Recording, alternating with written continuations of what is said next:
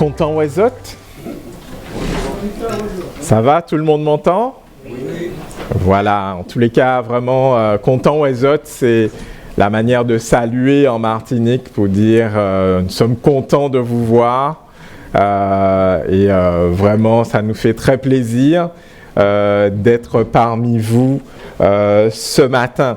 Donc, je me présente. Mon prénom, c'est Kernani et mon nom, c'est Chéni. Kernani, Chéni. Donc, il y en a que je connais et que je revois avec grand plaisir.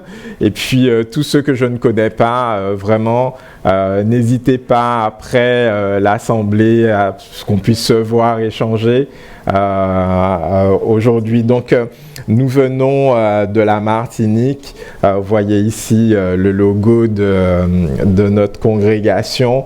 Et puis, le symbole, c'est marqué la foi, l'espérance, l'AMOU, la foi, espérance et amour, dans notre langue, le créole.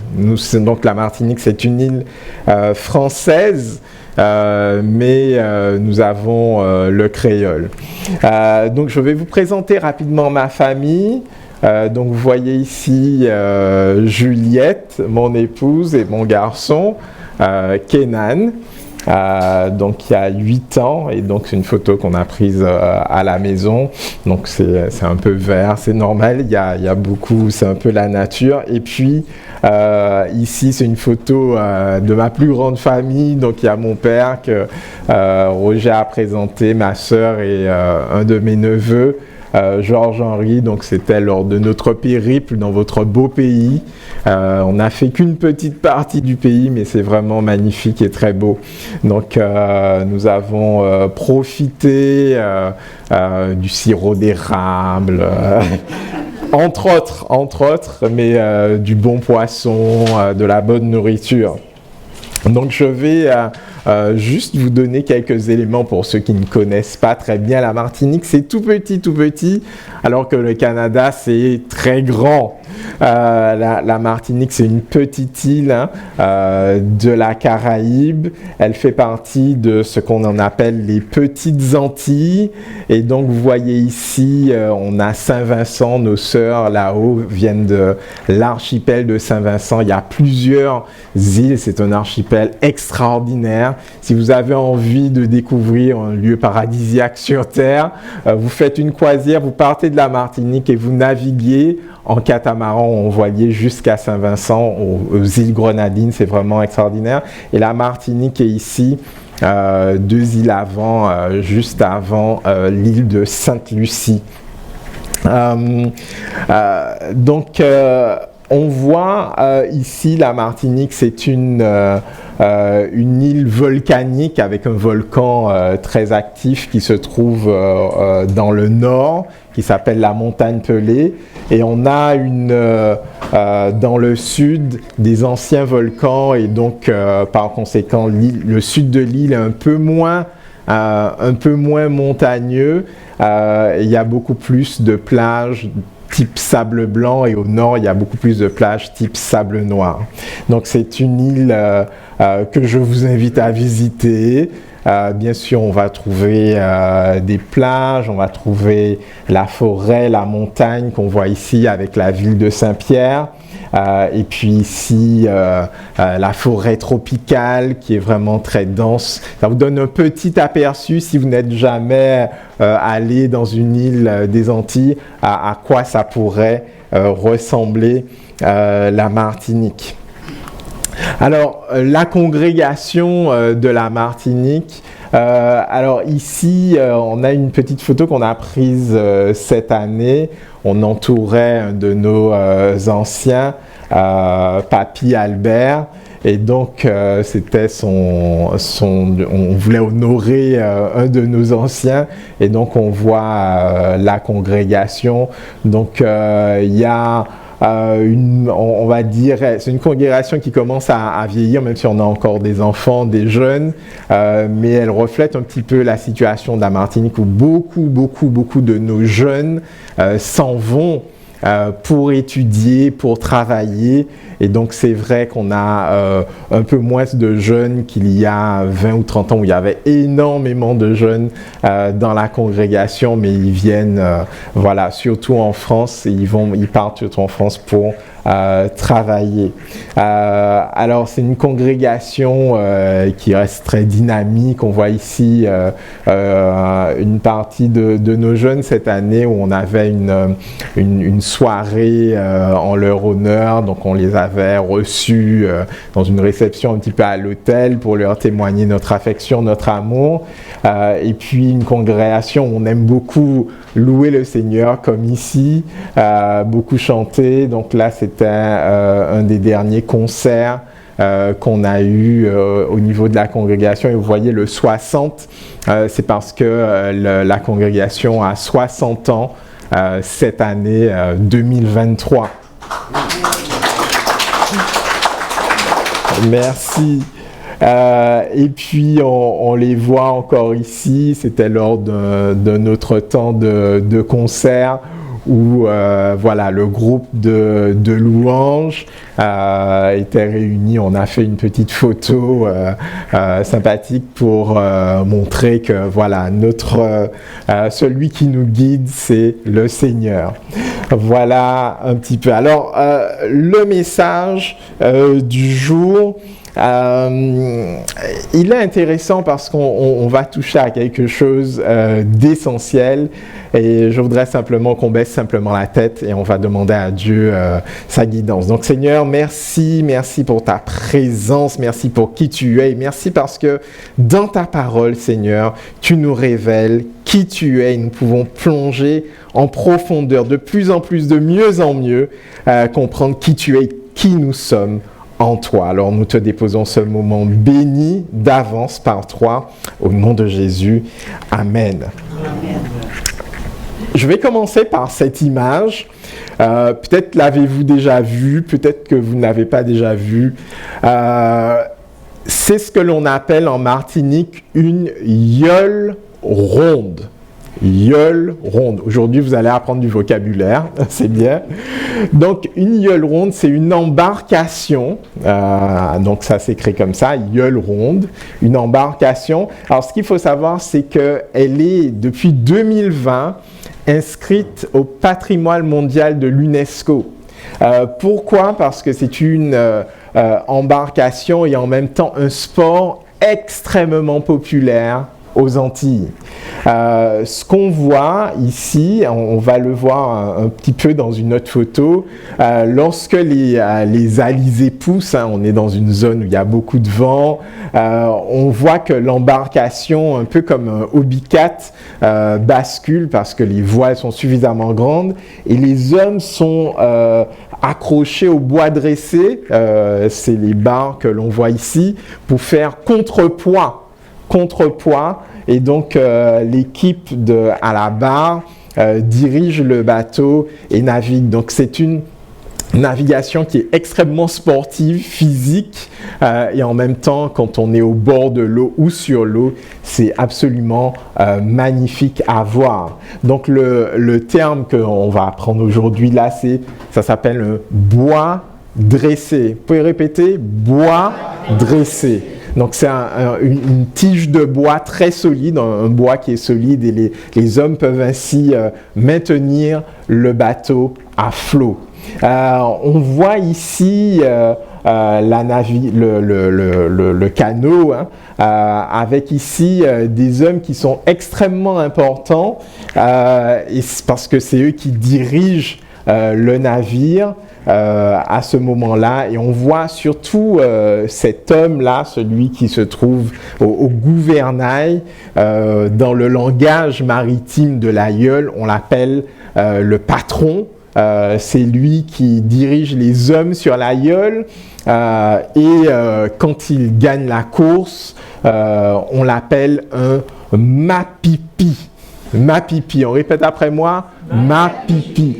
Donc ça veut dire que c'est lui qui a en contrôle des choses, qui prend les responsabilités, c'est lui qui donne le cap, c'est lui qui choisit les trajectoires, et c'est intéressant pour nous ce matin. Alors, je vais rapidement parce que on n'a pas beaucoup de temps, mais je veux en même temps partager avec vous les éléments. Donc, c'est aussi le patron. Et on voit ici, on est ici dans la baie de Fort-de-France, une baie qui est extraordinaire. Et on voit ici à l'arrivée de la course, c'est extrêmement populaire, la population est en fête, chacun a sa gueule, fête célèbre, on célèbre les premiers, on célèbre les derniers, parce que c'est une grande réjouissance populaire, et ça s'est passé il y a 2 semaines, l'arrivée c'était dimanche dernier. Et donc, c'est vraiment une fête extraordinaire. Et si vous avez l'occasion de vivre ça un jour, je vous assure, c'est vraiment très, très beau. Alors, c'est une image aussi de la vie chrétienne et nous allons le voir pourquoi. Et Paul en parle dans cet épître. Mais juste avant d'entamer les éléments d'aujourd'hui, alors je vous le dis déjà, si vous serez frustrés parce qu'on ne pourra pas voir tout le passage, mais on va avoir quand même quelques éléments. Un premier prérequis, c'est lorsqu'on lit l'Écriture, et en particulier lorsqu'on va lire des passages de l'Ancien Testament, il nous faut les bonnes lunettes. Si vous êtes comme moi, alors j'ai pas mes lunettes, mais si vous êtes comme moi je suis myope, je vois pas de loin. Et quand j'ai les bonnes lunettes, ça me permet de voir mieux, ça me permet de voir les visages, ça me permet de voir les détails.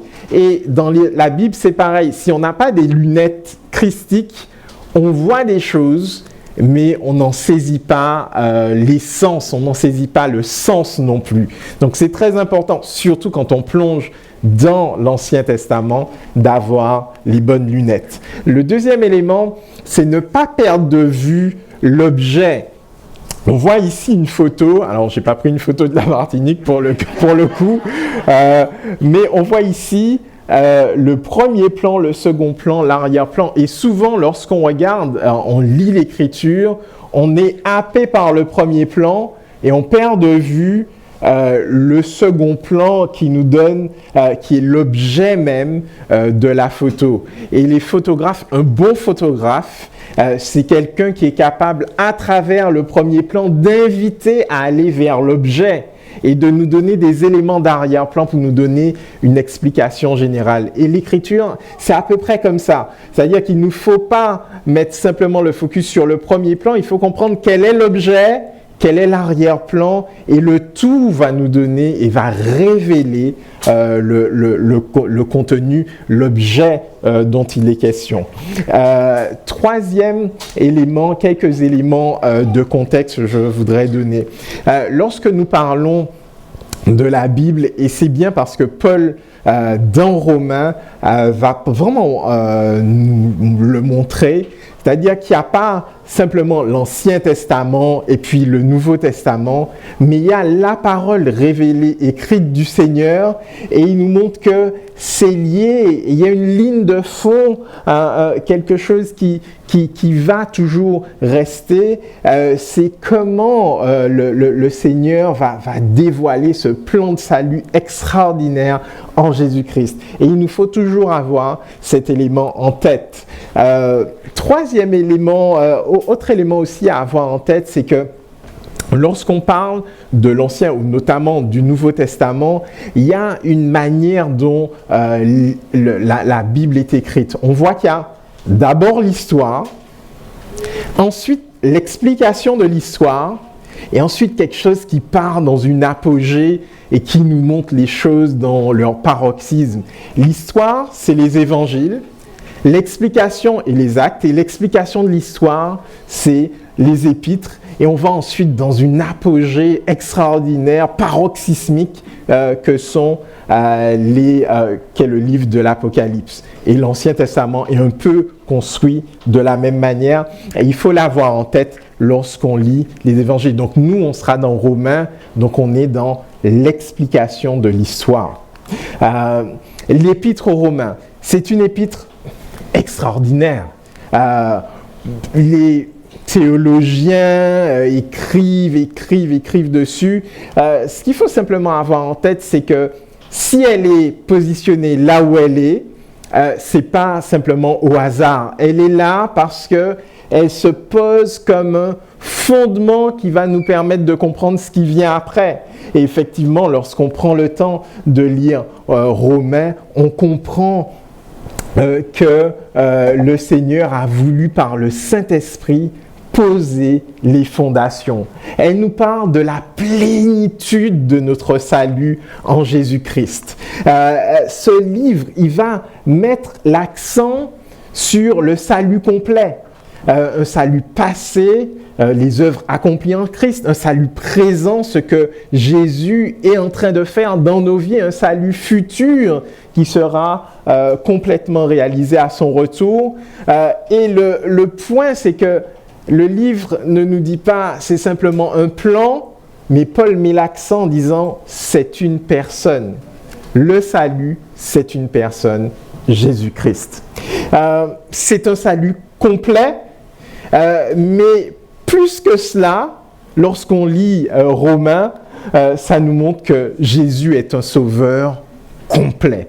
Et ça, c'est une vraie bonne nouvelle pour nous. Alors, le passage du jour, nous l'avons entendu et on va simplement prendre le temps de le réentendre pour se replonger à l'intérieur.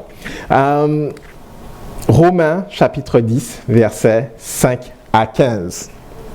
En effet, Moïse décrit ainsi la justice qui vient de la loi. L'homme qui mettra ses prescriptions en pratique vivra par elles. Mais voici comment parle la justice qui vient de la foi. Ne dis pas dans ton cœur qui montera au ciel. Ce serait en faire descendre Christ, ou qui descendra dans l'abîme. Ce serait faire remonter Christ de chez les morts. Que dit-elle donc ? La parole est tout près de toi, dans ta bouche et dans ton cœur. Or, cette parole est celle de la foi publiquement de ta bouche, que Jésus est le Seigneur. Et si tu crois dans ton cœur que Dieu l'a ressuscité, tu seras sauvé. En effet, c'est avec le cœur que l'on croit et que l'on parvient à la justice, et c'est avec la bouche que l'on affirme une conviction et parvient au salut, comme le dit l'Écriture. Celui qui croit en lui ne sera pas couvert de honte. Ainsi, il n'y a aucune différence entre le juif et le non-juif, puisqu'ils ont tous le même Seigneur qui se montre généreux pour tous ceux qui font appel en lui. Verset 13, en effet, toute personne qui fera appel au nom du Seigneur sera sauvée. Mais comment donc feront-ils appel à celui en qui ils n'ont pas cru? Et comment croiront-ils en celui dont ils n'ont pas entendu parler? Et comment entendront-ils parler de lui si personne ne l'annonce? Et il termine ce passage en disant, et comment l'annoncera-t-on si personne n'est envoyé? Comme il est écrit, qu'ils sont beaux les pieds de ceux qui annoncent la paix, de ceux qui annoncent de bonnes nouvelles. C'est un passage extraordinaire, très puissant, très profond. On n'aura pas le temps de voir tout le passage, mais j'aimerais pointer sur juste un élément particulier. Paul va commencer la section par une bombe dans le verset 4, juste avant. Il dit ceci, « Car Christ est la fin de la loi pour tous ceux qui croient et qui reçoivent la justice, afin que tous ceux qui croient, reçoivent la justice. » Christ est la fin de la loi. Alors, peu importe la manière dont on le comprend, Christ, est-ce que c'est la fin, c'est-à-dire que la loi est terminée, ou Christ, est-ce que c'est le but de la loi? Les deux sont vraiment contenus là-dedans. C'est-à-dire que Christ, c'est l'objectif, c'est le but ultime de la loi, mais Christ aussi, c'est la fin de la loi. Et pour les lecteurs, c'est vraiment quelque chose d'assez étonnant, ce que Paul, c'est une affirmation qui est vraiment stupéfiante et elle a des implications pour vous et pour moi aujourd'hui. Paul, il va étayer par des preuves scripturaires l'affirmation par laquelle, selon la fin de la loi, c'est le moyen d'atteindre la justice pour tous ceux qui croient. Et Paul, il va citer des passages de l'Ancien Testament. Un certain nombre, Lévitique 18:5, Deutéronome 9:4, Deutéronome 30, des passages d'Ésaïe. Nous, on va essayer de se centrer sur un passage pour comprendre un petit peu sa démarche. Dans Deutéronome, nous sommes aux portes de Canaan. Moïse, avant de mourir, il va prendre le temps de parler au peuple d'Israël. Et qu'est-ce qu'il va leur dire? Il va leur rappeler tout ce que Dieu a dit. Et dans Deutéronome 30, les versets 11 à 14, il va faire un commentaire assez incroyable. Rappelons-nous qu'on est dans l'Ancien Testament. Moïse s'adresse au peuple d'Israël. Nous lisons. « Ce commandement que je te prescris aujourd'hui n'est certainement point au-dessus de tes forces et hors de ta portée. Il n'est pas dans le ciel pour que tu dises « Qui montera pour nous au ciel et nous l'ira chercher? Qui nous le fera entendre afin que nous le mettions en pratique? Il n'est pas de l'autre côté de la mer pour que tu dises « Qui passera pour nous de l'autre côté de la mer et nous l'ira chercher et nous le fera entendre. » C'est une chose au contraire qui est tout près de toi, dans ta bouche et dans ton cœur, afin que tu la mettes en pratique. Verset 16. « Car je te prescris aujourd'hui d'aimer l'Éternel, ton Dieu. » Deutéronome, le verset 20 du chapitre 30. « Pour aimer l'Éternel, ton Dieu, pour obéir à sa voix et pour t'attacher à lui, car de cela dépendent ta vie et la prolongation de tes jours. » Alors, qu'est-ce qui est incroyable dans ce passage? On a l'impression qu'on est dans le Nouveau Testament. On a l'impression qu'on est dans Romains et qu'on n'est pas en train de lire l'Ancien Testament. Que dit Moïse et qu'est-ce qu'il voulait dire? Moïse dit, ne dites pas que c'est impossible d'obéir et que cela est au-delà de vos forces, mais plutôt que c'est près de vous, c'est dans ta bouche et c'est dans ton cœur. C'est vraiment extraordinaire. Donc, qu'est-ce qui fait qu'obéir à la volonté de Dieu est aussi proche de moi que ma langue et est aussi proche de moi que mon cœur? C'est ce que Paul nous explique dans Romains, le passage que nous avons lu. Paul va simplement pointer dans ce passage, vous voyez qu'il reprend le verset, il dit « Que dit-elle donc? La parole est tout près de toi, dans ta bouche et dans ton cœur. Or, cette parole est celle de la foi que nous prêchons. » Donc le point, le focus de Paul, c'est de rattacher dans cette parole de l'Ancien Testament et dire le point clé, qu'est-ce qui est près de notre cœur? C'est la parole. Et la parole, c'est le Seigneur. C'est tout le déroulé qu'il va faire dans ce verset et dans ce chapitre. Paul va voir la parole qui est près de nous comme la parole de l'Évangile qu'il proclame. Jésus, c'est la parole qui nous est proclamée. Jésus, c'est celui qui nous a été envoyé par le Père. Et donc, cette parole, ce que Paul nous dit, elle est plus proche de nous que nous ne le pensons. Elle est là, elle est près de nous, elle est en nous. Et donc, c'est une parole vraiment très encourageante. Et Paul va continuer à encourager tous ses lecteurs en leur disant « Mais elle est là, ne voyez pas les choses comme une montagne. Dieu est là, le Seigneur est là, il est proche de nous, il est dans ton cœur et il est là pour t'accompagner chaque jour. » dans ce qu'il te demande. Et donc, c'est vraiment intéressant parce qu'il ne nous dit pas que Jésus, c'est quelque chose d'impossible à atteindre ou c'est un point qu'il faut atteindre ou que ce sera un principe à mettre en pratique. Il nous explique que Jésus, c'est une personne à recevoir comme un don de Dieu. Comme un don de Dieu. Et il le dit dans Romains 10, nous l'avons lu. En effet, c'est avec le cœur qu'on croit et que l'on parvient à la justice, et c'est avec la bouche qu'on affirme avec une conviction et parvient au salut, comme le dit l'Écriture. Et vous avez déjà entendu le reste du verset. Donc, conclusion. Que peut-on ressortir? Je vais reprendre ma gueule et mon image.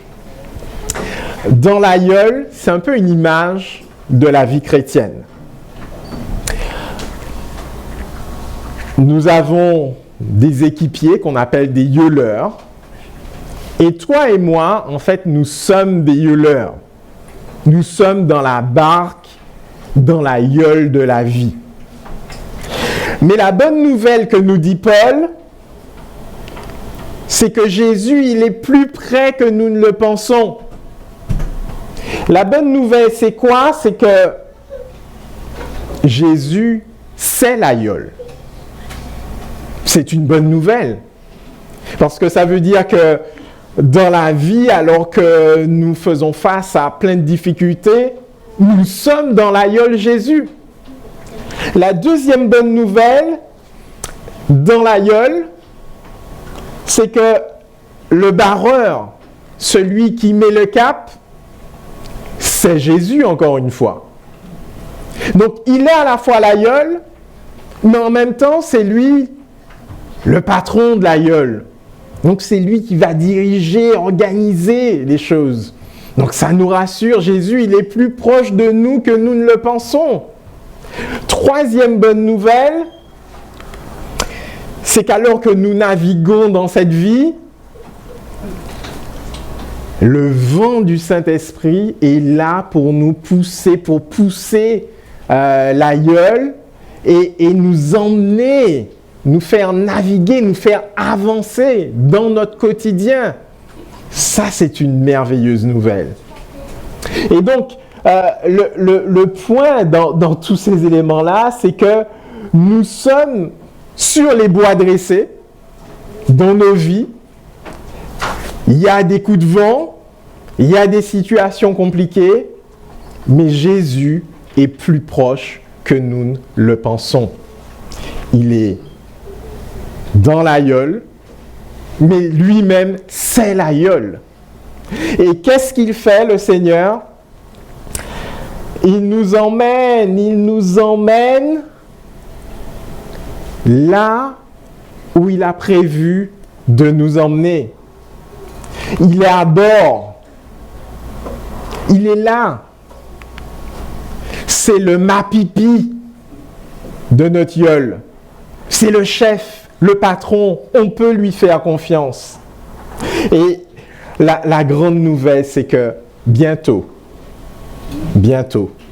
nous allons rejoindre l'arrivée, le final, le jour où nous pourrons revoir tous ceux que nous avons laissés, où nous pourrons nous revoir. Je ne sais pas si je vous reverrai, je l'espère, un jour, mais je sais que ce jour-là, avec Jésus, nous pourrons tous nous revoir, ce grand jour où nous serons tous rassemblés. Et c'est une bonne nouvelle, et c'est cette bonne nouvelle que Paul nous rappelle. Et plus encore, Paul nous rappelle qu'il n'y a pas qu'une seule gueule.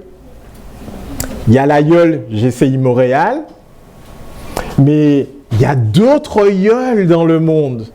Et Jésus ramène toutes ces gueules sur la plage de l'arrivée, en faisant des chemins différents, mais faisons-lui confiance. Toutes les gueules arriveront à bon port, parce que Jésus, c'est le Mapipi. On peut dire ça ensemble? Jésus, c'est le Mapipi. Merci beaucoup pour ce moment et vraiment avec beaucoup de cœur. Je vous encourage à tenir bon sur les bois dressés, même si parfois les vagues sont difficiles, le vent nous fait un peu douter. Mais la parole que Paul nous rappelle dans ce passage, Jésus est plus près de nous que nous ne le pensons.